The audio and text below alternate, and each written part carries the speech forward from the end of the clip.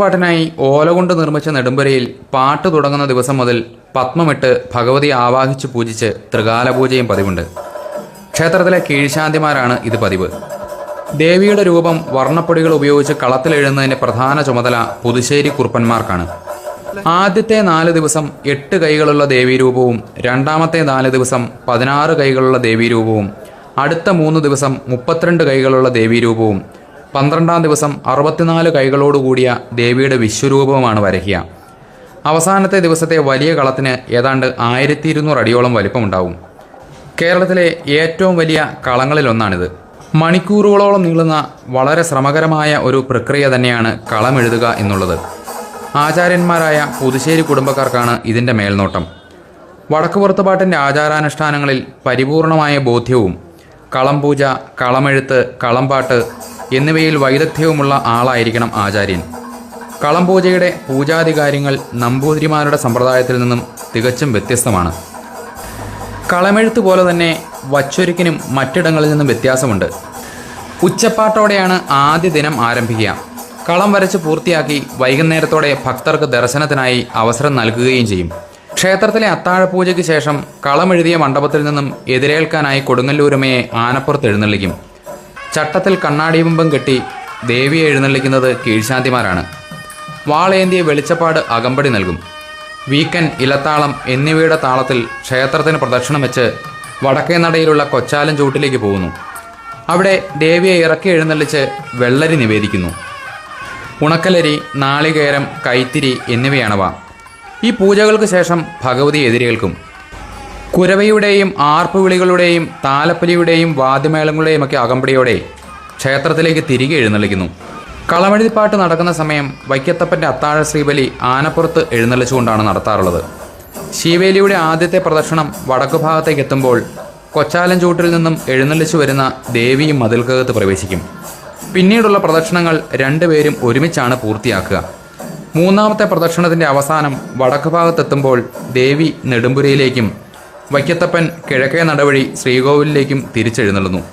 മൂന്നാം പ്രദക്ഷിണം വടക്കുപുറത്തെത്തുമ്പോൾ ദേവിയെ ഇറക്കി എഴുന്നള്ളിച്ച് കളമെഴുതിയ മണ്ഡപത്തിലെ പീഠത്തിലേക്കിരുത്തും. ആചാര്യൻ്റെ നേതൃത്വത്തിൽ കളം പൂജയ്ക്ക് ശേഷം പ്രസന്നപൂജയും കൊട്ടിപ്പാടി സേവയും ഒക്കെ ആരംഭിക്കും. ഓരോ ദിവസത്തെയും കളം പൂജയും കളം മായ്ക്കലും പ്രസാദപൂർണവും ഒക്കെ കഴിഞ്ഞാൽ അന്നത്തെ ചടങ്ങുകൾ പൂർത്തിയാക്കി പിറ്റേ ദിവസത്തേക്കുള്ള കളം വരയ്ക്കലും ആരംഭിക്കും. 12-ാം ദിവസം കളം മായ്ക്കൽ കഴിഞ്ഞാണ് വലിയ ഗുരുതി നടക്കുന്നത്. വടശ്ശേരി നമ്പൂതിരിമാർക്കാണ് വലിയ ഗുരുതി നടത്തുവാനുള്ള അവകാശം. വലിയ ഗുരുതി കഴിഞ്ഞാൽ പ്ലാവിൻ തടിയിലെ ചൈതന്യം ഉദ്വസിച്ചതിന് ശേഷം പ്ലാവിൻ തടി മാറ്റുകയും ഭഗവതിയുടെ വാളും ചിലമ്പും തിരികെ ഭണ്ഡാരറയിലേക്ക് എഴുന്നള്ളിക്കുകയും ചെയ്യുന്നതോടെ വടക്കുപുറത്തുപാട്ടിൻ്റെ ചടങ്ങുകൾ പൂർത്തിയാവുകയും ചെയ്യുന്നു.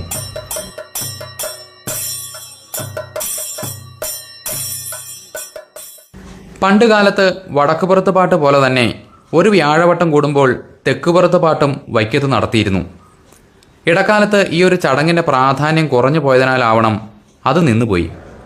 തെക്കുപുറത്തുപാട്ട് തുടങ്ങിയതിന് പിന്നിലും ഒരു കഥയുണ്ട്. പണ്ട് വൈക്കം ക്ഷേത്രം ഊരാൺമ ഭരണത്തിന് കീഴിലായിരുന്നു. ദേശാധിപത്യമുള്ള വടക്കുംകൂർ രാജാവും ക്ഷേത്രകാര്യങ്ങളിൽ ചില അധികാരങ്ങളൊക്കെ നടത്തിയിരുന്നു. അങ്ങനെ ഇരിക്കുമ്പോൾ ചില ഊരാൺമ കുടുംബക്കാരും രാജാവും തമ്മിൽ ചില പ്രശ്നങ്ങളും വഴക്കുകളൊക്കെ ഉണ്ടാവുകയും ഊരാൺമക്കാർ രണ്ടായി തിരിഞ്ഞ് ഒരു ഭാഗം രാജാവിൻ്റെ കൂടെ ചേരുകയും താമസിയാതെ ഇരു വിഭാഗങ്ങളും തമ്മിൽ തർക്കങ്ങളും വഴക്കുമൊക്കെ വർദ്ധിച്ചു വരികയും ചെയ്തു. ഇതിൽ പരാജയപ്പെട്ട വിഭാഗക്കാർ കൊടുങ്ങല്ലൂർ പോയി ഭജനമിരിക്കുകയും വടക്കുപുറത്തുപാട്ട് പോലെ തന്നെ തെക്കുപുറത്തുപാട്ട് തുടങ്ങിയാൽ ഫലമുണ്ടാകുമെന്ന് ദേവിയിൽ നിന്നും കൽപ്പന കിട്ടിയ അവർ മടങ്ങി വന്ന് പനച്ചിക്കൽ ഭഗവതിയുടെ കിഴക്ക് ഭാഗത്തായി നെടുമ്പുര കെട്ടി കളമെഴുത്തും പാട്ടും തുടങ്ങി. ആ ഇടയ്ക്കാണ് തിരുവിതാംകൂർ രാജാവ് വടക്കുംകൂർ രാജ്യം പിടിച്ചടക്കുന്നത്. അതോടെ വൈക്കം ക്ഷേത്രവും തിരുവിതാംകൂർ വകയായി മാറി. അധികാരം നഷ്ടപ്പെട്ടതോടെ ഊരാൺമക്കാരും രാജാവും തമ്മിലുള്ള ശത്രുതയ്ക്ക് കാരണങ്ങളൊന്നുമില്ലാതായി.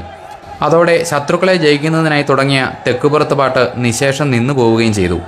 20-ാം നൂറ്റാണ്ടിൻ്റെ ആദ്യകാലം വരെ മുടങ്ങാതെ നടന്നു വന്നിരുന്ന വടക്കുപുറത്തുപാട്ട് 1925-ൽ ക്ഷേത്രത്തിൻ്റെ കിഴക്കുഭാഗത്ത് റോഡ് നിർമ്മിച്ച് കിഴക്കേ നടയുമായി ബന്ധിപ്പിച്ചപ്പോൾ ക്ഷേത്രമതിൽക്കെട്ടിന് വെളിയിൽ പ്രതിഷ്ഠിച്ചിരുന്ന തെക്കുംകോവിൽ ദേവീക്ഷേത്രം ക്ഷേത്രമുറ്റത്ത് വടക്കു പടിഞ്ഞാറ് ഭാഗത്തേക്ക് മാറ്റി പ്രതിഷ്ഠിക്കപ്പെട്ടു.